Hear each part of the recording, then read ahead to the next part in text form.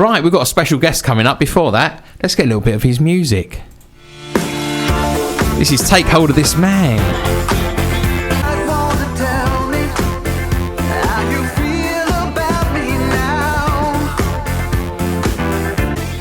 And we're really pleased to say that was Mark Butcher, Take Hold of This Man. And joining us That's really good, that. online is Mark Butcher. Mark, how are you? Evening, gents. Yeah, I'm loving the bass on that. Yeah, well, hey, Andy Lewis is a guy who played bass on the whole album. Some might recognise the name from various things, but mainly perhaps because he was part of Weller's live band for best part of 10 years, but sort of in the early noughties. I bet that goes down well live when you play that live, does it? Yeah, it does. I mean, it's a little bit of a departure perhaps from a lot of the other stuff on the record, but it was the first. It was a track that I'd had knocking around, or at least a vocal that I'd had knocking around, a lyric I'd had knocking around since the last album, and I took it to a guy called Matt Cooper, who's the musical director of the band Incognito, who have just celebrated their 40th year in the business, who happens to be a sort of mate of mine, big cricket fan, etc., etc. And we sort of sat down and bashed out the sort of like the outline of the track. So it's a co-write between me and him, and then the band that I'm with on the current album came up with that. A lot of great flourishes on there from the producer Pete Twyman as well. So yeah, I'm really proud of it. It's a kind of it's a bit of a hodgepodge of styles, but it's kind of cool. Oh well, it works really well. I'm reeling from Incognito 40 years, but yeah, I suppose Always There is what, 1990 or something. 89, yeah. It might be earlier than that. Yeah, it could be around about 90. Yeah. But I mean, that wasn't their first track. Because that's 30 years ago, isn't it? So that's, We're all getting old. So first of all, actually, how are you? I mean, how are you getting on with what's going on? Yeah, I'm all good. I mean, it sounds strange to say. I got back from Pakistan. I was working in Pakistan the first time they've held their Pakistan Super League entirely in Pakistan. Obviously, they've had 10 years of being in the cricketing wilderness after the terror stuff that went on in the early part of the century. And so there's this whole joyous, occasion of having some of the best players in the world back, and this huge, great big production. They really went to town on it. It's kind of IPL style in terms of the scale of it all. I've heard nothing but really good things about it as well. Yeah, I mean, they had upwards of 30,000 people crammed into the stadiums like every night up until we got to. When did I come back? I left on the 15th. My last game was on the 15th. The final was supposed to have occurred on the 22nd. So we're just. Have they delayed it? Like the Sunday just gone. Yeah. And then, so the last game that I commentated on was played behind closed doors because obviously the virus had started to make its presence felt in that part of the world as well. And then they decided to bring the final forward to the Wednesday, and they didn't even make it to that. They shut the whole thing down on Tuesday of last week. So it was a huge shame, but for Pakistan cricket and for the people out there who still love the game, just to give us a bit of in ways that you could only sort of dream of in other parts of the world. But they'd sort of shown that they were capable of being able to put on a show like that, despite all that's happened there in the last however long. They are crazy about cricket out there. I think probably certainly on a par with some of the Indian fans. And yeah. You played out there with England, just to give maybe some of our younger listeners a bit of perspective. Yeah, I'm going to stop you there because it's the one place I didn't tour. Oh, didn't you? Never toured Pakistan. I thought you played in that famous Twilight Test. No, I was out of the England team the last time they would have toured there, I think, or no, maybe the second to last time when Graham Thorpe won the Test match for England in the dark, around about the turn of the century. But I never had the pleasure of playing out there, so I'm as much in the dark as some of the younger listeners. Isn't it funny how Surrey people say Graham Thorpe won it and Essex people say NASA won it? Yeah, NASA was there. That was Freddie running around with his shirt off at the end, wasn't it? Oh no, that's in India. Again, you know, was it India? Again, that was India. God, I'm doing well tonight. If you're not noticed, Darren's cricket knowledge is fantastic. Stick to the palace, mate. Yes. I guess the question for a lot of people is, how safe was you feeling in Pakistan because obviously it's taken the 10 years from what's gone on to allow people back? Well, I mean, I think, and a lot of people there who have sort of been closer to the ground than I would have been, have sort of said that they could very easily have done it 5 years earlier, but, you know, there's a lot of politics involved with all of these things. Excuse me. But everything was done to the nth degree. The organisation couldn't have been better. We had presidential security pretty much everywhere we went. I mean, I had a couple of days off, and the however many days I was there for, I was there for 15 days. I had a couple of days off and decided we got taken out to a golf club out by the airport in where the hell was I? Lahore. All right. Glorious place, lovely place, and we got taken out there like we were Rory McIlroy late for a tee off at the Ryder Cup. You know, we had the front and back commandos, you know, outriders, and there was just two of us sat in a van on the way out to play 18 holes of golf with one of the commentators' husbands. You know, it's just you know, there was nothing too big, no detail too small that they didn't take care of. It was a great experience, and I wouldn't hesitate to go back there again. Talking of presidential, do you think having Imran Khan as head of state there has kind of made all this a bit easier to happen? Possibly. I mean, yeah. I mean, having somebody that is so understanding and of the needs of the sport and the needs of the people to have that sport to support is obviously very helpful. But I mean, there's a lot more to it, I suppose, because it's external. You're having to convince. You know, the rest of the world. You know, you don't have to convince people in Pakistan that it's a good idea, but you have to convince everybody else that you're going to be safe and that nothing will happen. And so, I mean, you know, part of that is the reason why it took so long, I guess. They've kind of the Pakistan Super League. The last couple of seasons, I think, it's only 5 seasons old. The last couple of seasons, they played the playoffs and the finals in Pakistan to sort of test the water and see if the international players would stay and all that kind of stuff. And so, like I said, this year was the first time that they did the whole thing there. And you know, but for COVID-19, but for the Paul Hardcastle disease, the whole thing would have gone off without a hitch. Indeed. Now, Mark, obviously everyone knows you as Next Cricket and commentator, but a real love of your life is music, and you've got a new album coming out, haven't you? Yeah, well, the album came out last summer, so July the 6th. It came out in the middle of, or sort of between the end of the World Cup and the Ashes starting. That was always sort of the plan to get it out there. And what various bits and pieces either went wrong or went right during that period of time. So, for example, the producers at Sky Sports asked me if I'd do a cover of a Dylan song. Oh yeah, for the Ashes, which went out as a promo. The first time that they played it was the morning of the World Cup final. So, of course, there was a huge audience for that because it was not only was it on Sky, it was also on Channel 4. So the whole thing blew up. I had a massive wrangle to try and get the Dylan estate and the record company to allow me to make that available for people. So you can imagine the first sort of week or so of that thing going out and people seeing it for the first time. Everyone, wow, that's incredible. A lot of people didn't know that I played and sung and did all that kind of stuff. But of course, by the time we get to the end of the summer and the Ashes, everyone's completely fed up with it, and I still hadn't had the chance to put the thing out yet. Do you know what? I remember. Eventually, I don't know if it might have been October, or at least the end of September, October, before we managed to sort of make that cover version available. So in the midst of that thing going on, had the timing been a bit better, then I would have had that, and then the album came out in July, which is the album's still going great.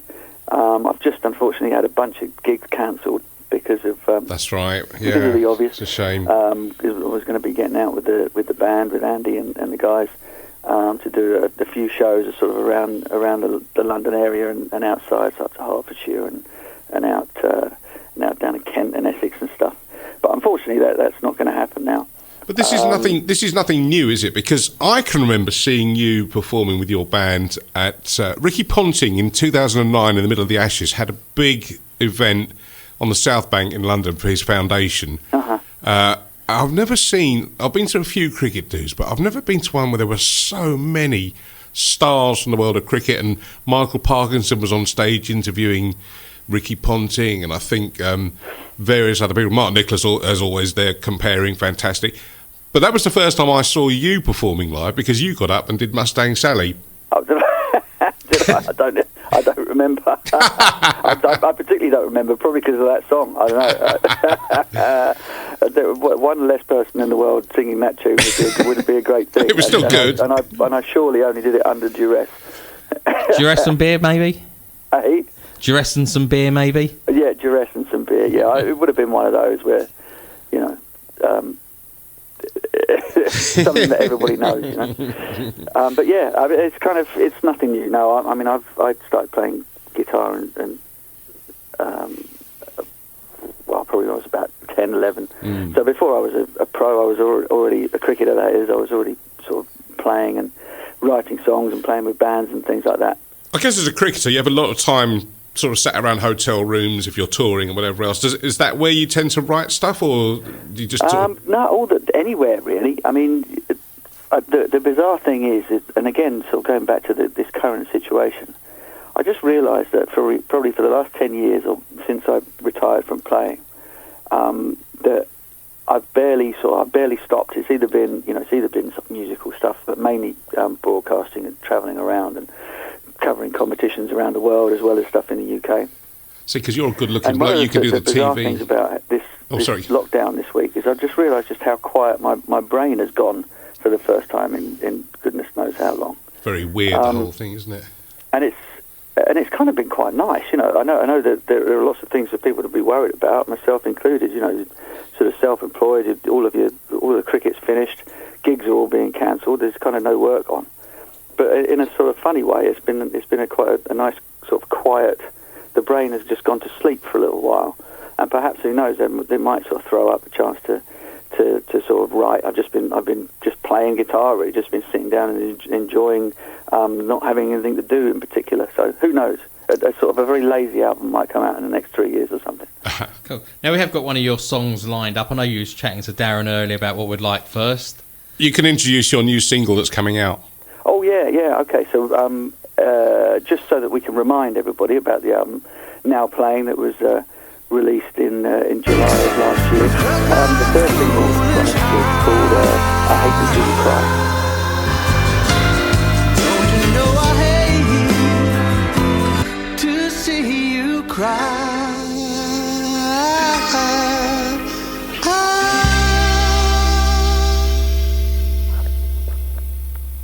What about that? Mark Butcher from the album Now Playing, and that's the new single that's coming out. When's it out, Mark? I think it's going to be the 3rd of April. It's 3rd or 4th, yeah. Hate to See You Cry. Yeah.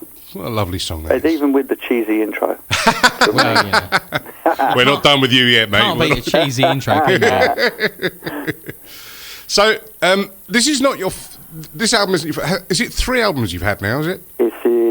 You're having a nightmare tonight, aren't you? Oh. It's my second. Yeah. Well, it was a long time ago, though, wasn't it, the first one? It was, yeah. You can see the brains in this operation. 2010, Songs from the Sun House came out. I mean, the timing for this couldn't be worse, really. The guy, there's a guy called Matt Taylor who produced the album, who I met whilst doing sort of cabaret nights in a place called the Pagao down in the West End. Incredible guitar player, great bloke. We both sort of clicked absolutely instantaneously the first time we met. And he passed away. He had a very, very, very short and very nasty and aggressive bout of cancer, and he died on Monday night. If it hadn't have been for him, who I played some of my sort of scratchy demos to back in 2007 or 2008, I'd never have got that first album out and done. So it's pretty sad, and I've an enormous amount to thank the guy for, and it's just a horrific set of circumstances. Oh, that's terrible. That sees him no longer with us. That's terrible. We're sad to hear that news. Hopefully things can pick up. I think just generally the whole world seems to be in a bit of a trough at the moment, and we just kind of need to just get some good things happening. I think all of us need to pick ourselves up a little bit. Mark, are you going to do any online stuff? Maybe an hour of you live or something for the fans? I thought about that the other day. I mean, everybody seems to be doing it. And why not? You know, everyone's got time on their hands, and we're seeing the inside of people's garden sheds, and you know, it's been great, isn't it? I suppose, you know, it's in times like these where you know, the sort of the arts, I suppose, or the creative people amongst us, you know, really come to the fore, isn't it? You people who DJ, people who write and perform music, people who paint, people who take photographs, whatever it is. People take them for granted at most times of the year. It's, you know, it's just stuff that's always around, and you don't really pay much attention. But during something like this, you know, these are the people that are kind of keeping you entertained and are able to sort of, you know, perhaps bring a bit of levity to whatever situation you're in. So, I mean, it's been great to watch people do that, and it actually did cross my mind to maybe get out and play a couple of tunes in the studio. But we'll see. We might see how the single goes. If nobody buys it, I might have to do it. Maybe you could put out a limited edition of the album, but include the Times They Are A-Changing track. Yes, yeah, no, that's not a bad shout actually. We've not done that yet. Although we did sort of put the Times There, we did put that out with the second single, You Picked a Fine Time, before we were able to put it out on its own. But yeah, that's not a bad shout. I think we've also got in mind too, because I've got 6 or 7 pretty good demos of new songs, which are kind of ready to go. And we had the idea that during the summer that we might put out an EP, sort of like 4-track or something EP with a couple of songs that might go on the next album and a couple of sort of things that are, you know, just sort of rarities perhaps.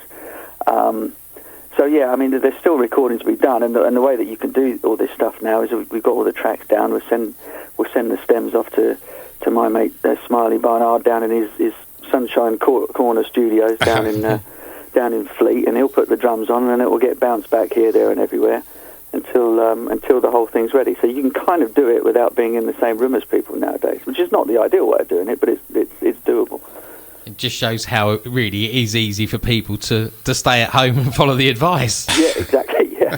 Do you play anything else apart from the guitar? You're a multi-talented musician? No, not really. I mean, we used to have a drum kit in the house when I was a kid, so because it belonged to a mate of mine who was the drummer in the band. He got sort of slung out of his, or the drum kit got slung out of his mum and dad's place. And not Akram Kasim.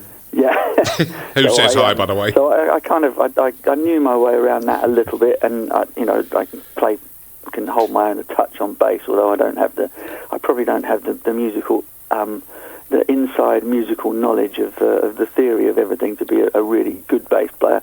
Because they tend to, as much as that seems like it should be the easiest gig in the world, they tend to be the blokes that know everything in the band. But no, I mean, the guitar was and still is a sort of a love of mine. It never really occurred to me to bother with anything else. It is good. I've just been looking through some of the images of your live performances and that, and you know, it's a good, strong ensemble you get on stage. There's a few of you up there, you know, getting involved, and I think I've looked on one. There's 5 guitarists up there, and then bass players sort of stood in the corner. And oh yeah, well, that's another band. See, that's where I'm going to let you off now. This is where you got the third album thing from. Because in between my first solo album and this one now playing, I was also involved in a project which also involved the guy Matt Taylor I was telling you about before. He was kind of the leader of the group. It was called the Boom Band, and so there were 4 guitar players. Good name. All of us singers, all of us songwriters, along with a guy called Paddy Milner, who's an incredible keyboard player. He's been off on tour with none other than Tom Jones and people like that. Wow. Recently, and we kind of pulled together a bunch of songs that that we then go and perform as a band at sort of all the rhythm and blues clubs in Europe and places around the UK. And so that there was an album in the middle. I think I had two maybe. Did I have two? Did I have three? I had two songs, I think, on the Boom Band album that came out in 2015. That's what I was thinking. So there you go. You were right, and I take it all back. Now, what about your stagecraft? Because to be a performer on stage, I mean, do you have any little tricks? Do you do knee slides? Do you smash your guitar up at the end? Most of the time, the venues that we play at, you're lucky if you can get a whole drum kit on the stage. So a knee slide would be taking my my very fragile body into my own hands. Mark did famously. I mean, look, it's a funny thing, isn't it? Because I remember when I first started sort of performing live. Generally speaking, I'd be with guys who do 100, 150 gigs a year, and I'd be doing my second one for the first 6 months of any year it was, and so it was always very very nerve-wracking. You know, I was kind of quite a little bit self-conscious, I suppose, and it's kind of, you know, it's not something that people know me for, so the pressure always seemed to be quite huge whenever I did it. But in the last sort of 5 or 6 years, I suppose, it's just now, you know, you just go with it. I don't think about it quite so much anymore. And if there is any sort of stagecraft, it involves. Now listen, I've just seen poses with guitar yeah. Angus Young or something like that. Yeah, I'll never wear shorts on stage though. You've actually played at my pub a few years back. The Fleece in Chelmsford. I think it was might have been after James Foster's benefit. That's right. Yeah, maybe poured with rain that night, didn't Brian it? Tendescata came down and stuff. Yeah, it was actually Matt Taylor comes up again. He and I would. We had a little act where we go around and do acoustic duo stuff. You know, a couple of acoustic guitars and that kind of thing. And yeah, we did play the Fleece. I think it might have been a Sunday or something. I think it was a bank holiday. Everyone was royally drunk as well, which was tremendous. Yeah, I think it was. I think like James Foster. I think you might have played. Did you play Fozzie's benefit match? I didn't play. No. Or you were certainly at the ground for a benefit game or one of the guys' benefit season. Yeah. Might have been David Masters or someone like that. But yeah, and you played the pub afterwards. I think a few of the guys came over, didn't they? And annoyed everyone. Yeah, everyone was smashed. It was brilliant. Yeah. Now listen, me and Brett are sat here in a tiny little studio in a community station in Brentwood, and you're sat in South London. Yeah. Is wonderful. South London is wonderful. The power of social media, right? Yeah. We have listeners and followers everywhere on this little show. I don't know how or why, but we love it, and we love that they do it. I've just had a message on our Facebook page from a gentleman called Awais Altaf, right? Who said, and obviously I've plugged that you're coming on tonight, and he's messaged, one of my favourite Test cricketers. I met him during a PSL match in Lahore. Very good and humble person. Respect from Pakistan. And then he's put Multan. So I'm guessing that was Sultan, right? That must be the game he saw you at. So that's incredible. We're sat here talking. Awais. Yeah, and there's a chap in all the way out there in Pakistan listening on the internet. Well, it's more to do with you boys than it is me. I'm sure of that. No, it's definitely you. Trust us. Mark, thanks for joining us. I know obviously time's limited for you as well.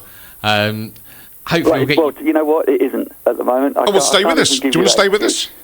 You want to stay with us a bit longer? We'll do a few more of your tracks. We don't mind. We're happy to chat cricket with you. Yeah, mate, go on. For those of you just tuning in, this is Phoenix 98 FM broadcasting at Brentwood and Billericay on the FM dial. You can also listen via the internet, phoenixfm.com. And if you were tuning in expecting to hear the Orient Hour, sadly, it is no more. You've got myself, Darren Mutu, and Brett Sanders with 98 Not Out, the cricket magazine show, which usually runs from 6 till 7, but now we are running from 6 till 8. Only till the football season restarts and the boys will be back. No, they can go and Wednesday afternoon for them. Yep. So, Mark, I was just chatting to Darren. Paul Weller's obviously a massive influence because it sounds so much like his stuff. Yeah. Well, I mean, look, I guess I was thinking about this the other day, that he has been a sort of a constant in my listening life since the sort of late 70s, I guess.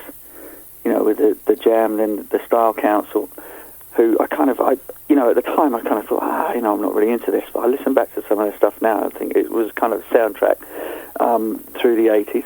And then I've always absolutely loved his solo stuff. God knows how many albums in he is now. I think there's another one on the way very, very shortly. And he always seems to be doing something new, or, a new sound, a new style, a new sort of thought. And he's a bit of a dude. In fact, I got the chance to meet him. Andy Luce, the bass player, introduced me to him at a gig in Chiswick, at the Chiswick sort of town hall. Goodness knows, 5 years ago or so. So I got to meet the man himself, and he is the governor. Does he like cricket? No, I didn't even go there. He did say you're the cricketer who does the music, right? Oh, okay. So he knew you. And I thought that's as far as I need it to go. I'm not going to I'm not going to press him on what he thinks about the England setup. No, probably a good move not to do that. So when you do get back to playing a bit more music, is it something you're going to look to grow and maybe a couple of bigger venues and stuff like that in the future? Well, yeah. I mean, all of these things are entirely dependent on on people buying the album, buying tickets, and wanting to come along and see you. We've had a couple of people respond already. Anybody, they'd all say, "Oh yeah, we all want to play Madison Square Garden," but you've got to get the people to turn up first. So it works the other way around.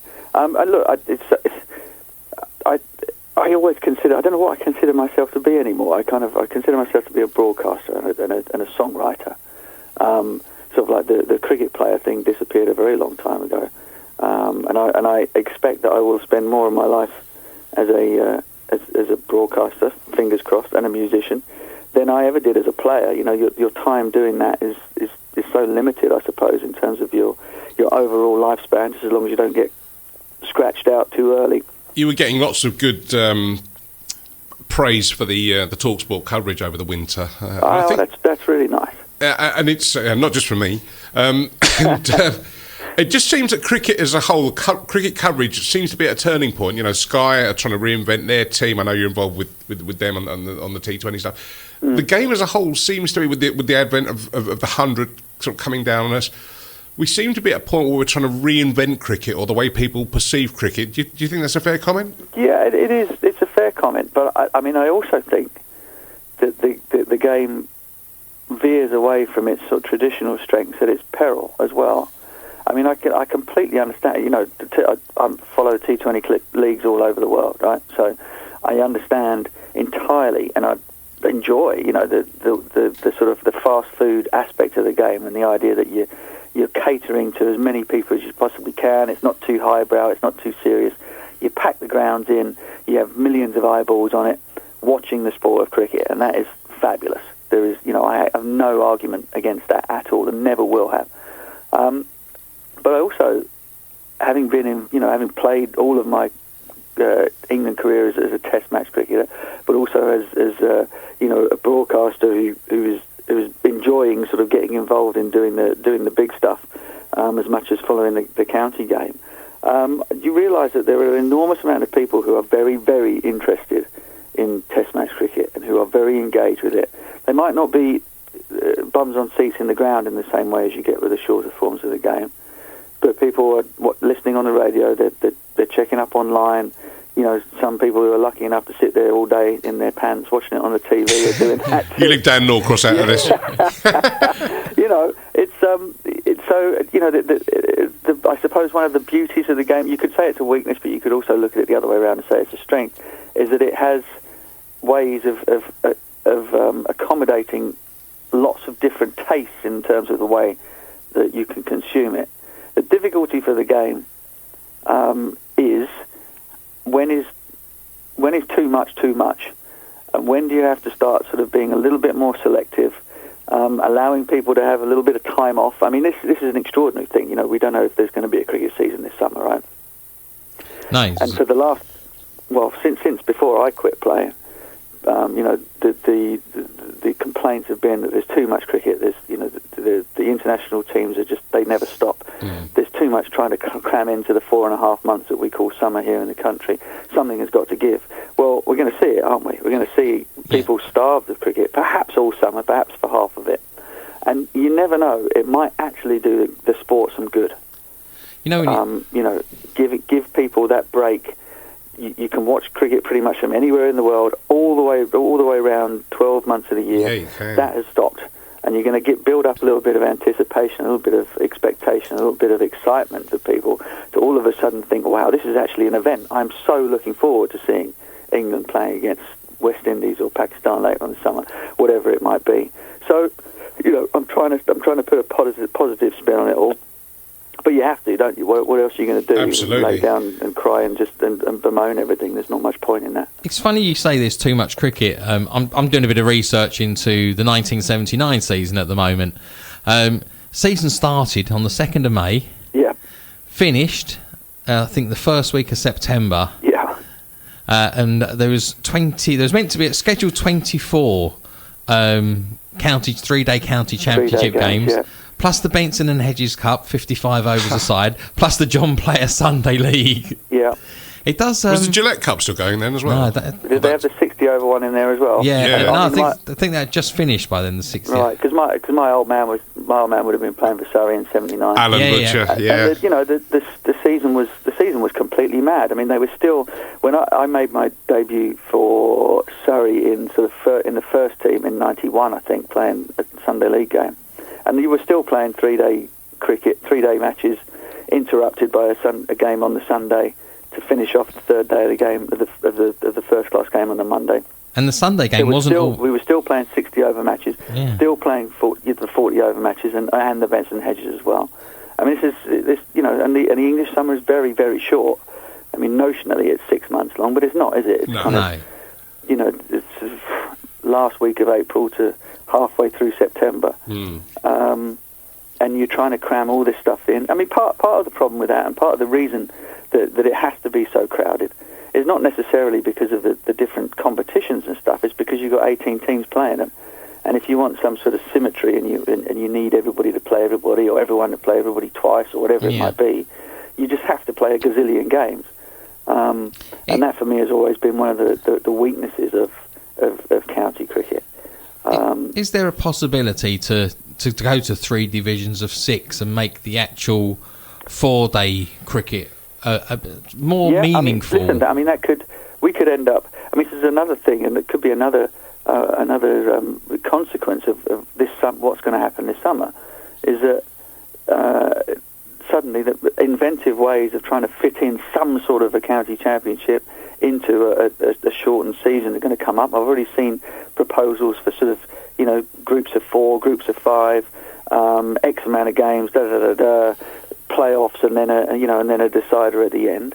And people are going to have to start thinking out of the box to try and get these things in, because I don't think you can. If you're going to play cricket this summer, say for example things start in June.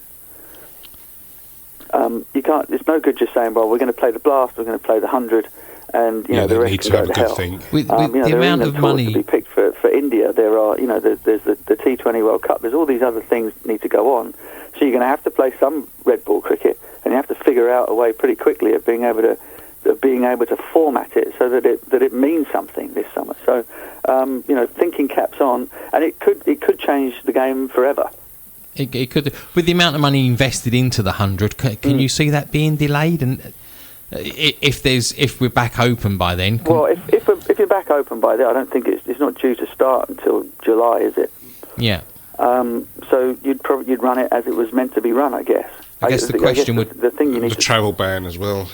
Well, exactly. The thing that you need to consider is that if things go longer, and if, as you rightly say, international players can't come in, and suddenly you're scratching around trying to make this thing the spectacle that you've sold it as, it might not be a bad idea to kind of go, you know what, let's take a breath here and try and do it properly next time, because with all of the opposition that there has been, they need to get it right, don't they? The last thing you want to do is do it badly. Yeah. You have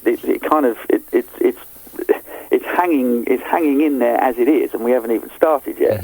If you do it half cocked, when people aren't really looking forward to, or as many people as you would like aren't looking forward to it as it is, then you're really putting it under pressure. So look, it's all speculation at the moment. Nobody knows. We might not see any cricket at all this summer. We might see half the season. Who knows? Now, before you go, Palace. Yes. What do we need to do to get a Champions League spot? Well, win a lot of games. Listen, Who mate, should we sign? As always with Palace, as always, I'm unbelievably delighted when they make themselves safe and they stay up. Yeah, and I think I know they've had that another feeling. really cracking season. Roy's been fabulous. He's got the keys to South London. He's an absolute legend. And clubs like Palace, and fabulous as they are, and as great it is to go to Selhurst Park, and as incredible as the support is, that you kind of you wish too big, or you try and get too big at your peril, because you've seen what happens to clubs, to medium and small sized clubs when they kind of lose sight of the main goal, which is to maintain your status as a Premier League side and go chasing after rainbows, and then suddenly you find yourself in Division 3 with Charlton, which we don't want. We don't really want that, do we? No. So- We'll settle for a cup final at Wembley every 20 years, and Yeah, it's all good. Sounds like Spurs now. special moments. But you stay realistic, enjoy the good times, and they are good at the moment, I think. Mark, thanks a lot. You've been absolutely brilliant. Thanks for staying No, on. Thank you so We're much. going to